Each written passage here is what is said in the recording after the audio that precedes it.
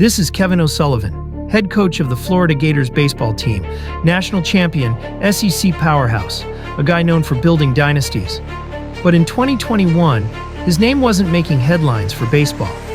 It was all over a murder-suicide, a family tragedy that shook Florida to its core. And Kevin, he was in the middle of it. Well, kind of. This is the story of a tragedy, a media storm, and one of the most bizarre internet theories to hit college baseball. Let's break it down. Kevin O'Sullivan took over Florida baseball in 2008. The program was decent. He turned it into a machine, multiple trips to the College World Series, over a dozen players drafted into the majors, a national championship in 2017, a classic hard-nosed coach, focused, quiet, private. And maybe that's why nobody saw what was coming. Paul and Minda Reinhardt were a well-known couple in Florida. Paul was a successful executive. Minda, she worked in college athletics and was close friends with O'Sullivan, like very close friends. But we'll get to that. In 2021, Paul and Minda's marriage was falling apart. They were separated.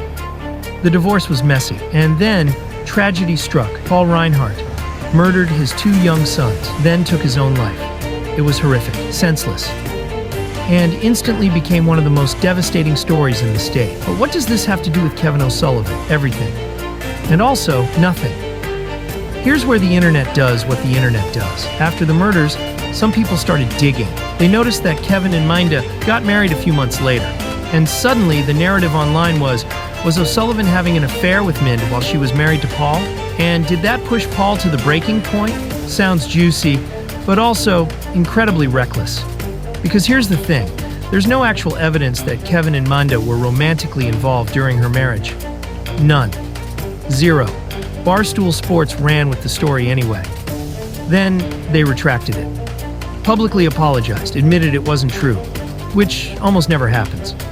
So while the internet was busy trying to play detective, a man's career and a woman's trauma were being turned into clickbait. Yes, Kevin and Minda got married a few months after the tragedy. Yes, they were longtime friends. Yes, it looks suspicious on the surface. But according to investigators, family friends, and even the courts, there was no affair. Paul Reinhardt had mental health struggles. He was under pressure. He emptied his bank accounts, changed his will, sent chilling emails. This was not something triggered by a baseball coach. It was a domestic tragedy, long in the making.